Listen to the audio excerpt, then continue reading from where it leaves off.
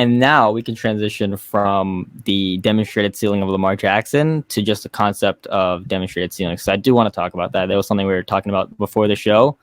Something I also tweeted a couple months ago, how players that have demonstrated elite ceilings who aren't priced like elite assets are guys that I absolutely want to trade for in Dynasty. Like, I would rather trade my second rounder if I want points. I would rather trade for Leonard Fournette than say who's going around him, like Daniel Harris, like Chase Edmonds, Harris, running back 2s and 3s. I would rather shoot for the upside of, say, a Leonard Fournette.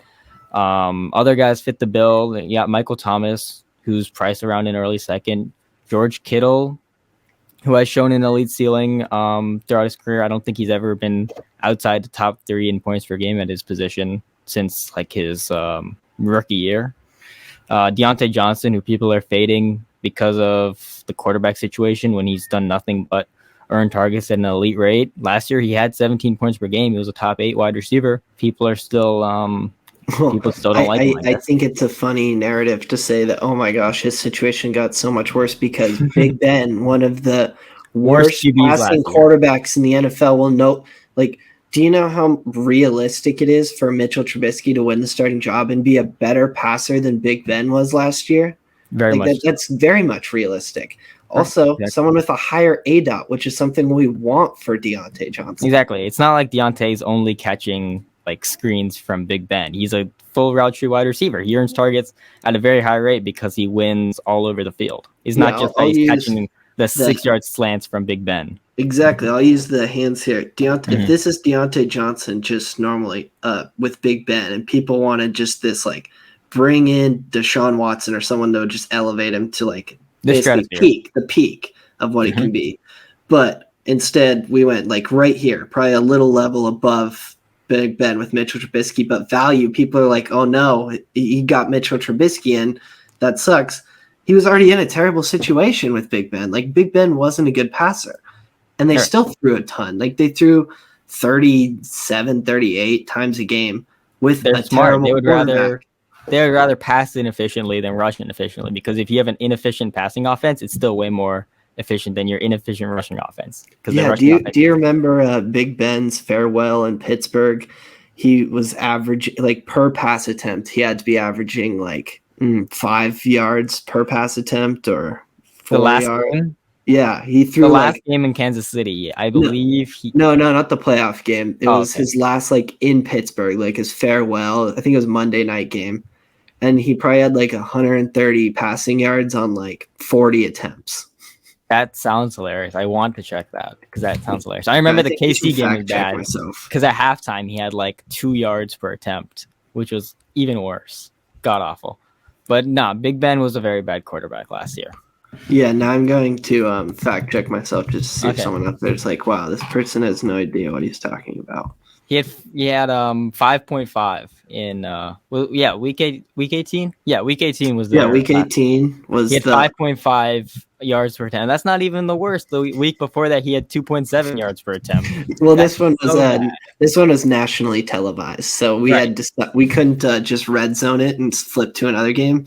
We unfortunately had to watch the 5 yards per pass attempt, like every single pass attempt. Oh yeah, he was awful. Trying to find if Player Profiler has yards per. They have yards per attempt right here. 30th in the league last year. The great Big Ben Roethlisberger, whose retirement now hurts Deontay so much because his 30th yards per attempt is gone. Whatever are we gonna do now? Right. So basically, we're saying Big Ben was bad, and don't downgrade Deontay just because a bad quarterback is gone. I think this one could be used with the Patrick Star meme where it's like, all right, so Big Ben's bad. Yes. Okay, so anyone that they bring in is probably better. Yes. Okay, so Deontay Johnson should be fine. No.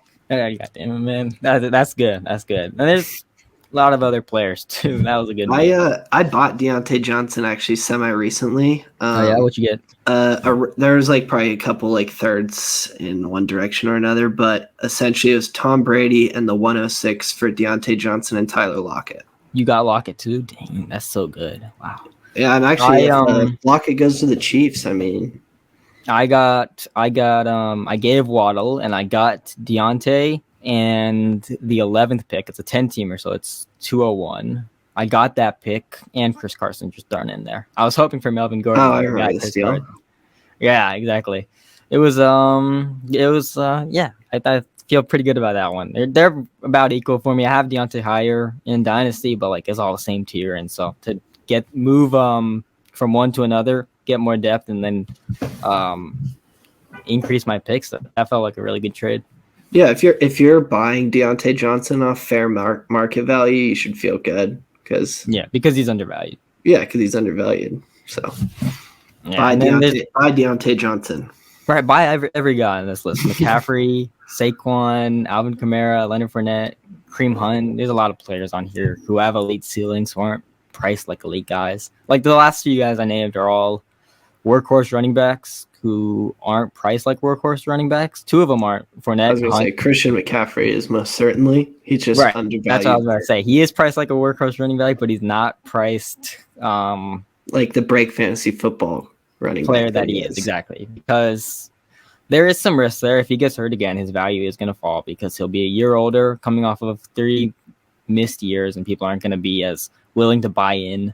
And so there is risk in the lower value installation, but his range of outcomes includes being the best player in fantasy, and that's just something I'm very interested in buying because I'm just looking to buy points at that point.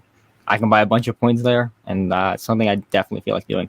Same with Saquon Barkley. In his range of outcomes, he has 20 points per game in next season. That's totally within his range of outcomes. He's a tremendous receiver, workhorse running back. It's not outlandish that we could get early career Saquon back, and he's been elite throughout his whole college career, all of his NFL career, except for last year, coming off of a torn ACL and an ankle injury. And I'm more willing to believe that early career Saquon is more of the normal Saquon than last year's Saquon. I don't think that he's suddenly become bad because of a couple injuries. I think 2 years removed from the ACL injury, should be a lot better. Yeah, and it was also just an absolutely abysmal Giants offense.